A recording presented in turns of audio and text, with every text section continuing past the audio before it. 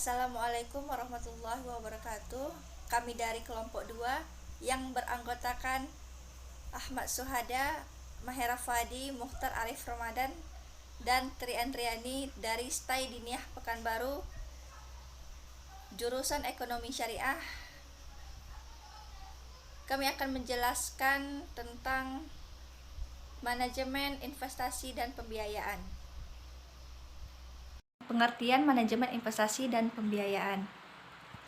Investasi merupakan salah satu alat bagi manusia untuk menjaga kelangsungan hidupnya atau survive.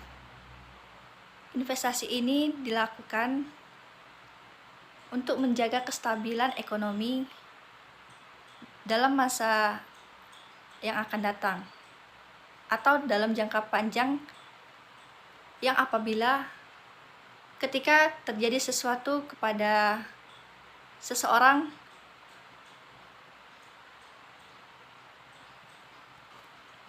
apabila orang itu sakit, kehilangan pekerjaan, maupun untuk kebutuhan sehari-hari, investasi yang dilakukan dapat dicairkan pada saat dia membutuhkan.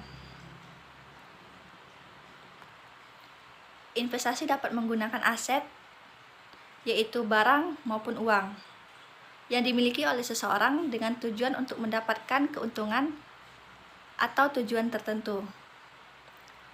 Dengan menggunakan aset tersebut untuk berinvestasi, berarti akan memberikan kemungkinan bagi orang lain untuk turut menggunakan, mengelola, dan memanfaatkan aset sehingga dapat lebih memberikan manfaat tidak hanya kepada orang yang memiliki aset tersebut, tetapi juga kepada orang lain. Keuntungan dari aset tersebut bisa digunakan untuk beramal soleh, misalnya untuk infak maupun sedekah. Secara etimologi, investasi berasal dari kata istamarah, yang artinya usaha untuk mendapatkan buah atau samrah. Mengapa disebut investasi? Karena prinsip yang digunakan adalah prinsip penanaman dana ataupun pernyataan modal.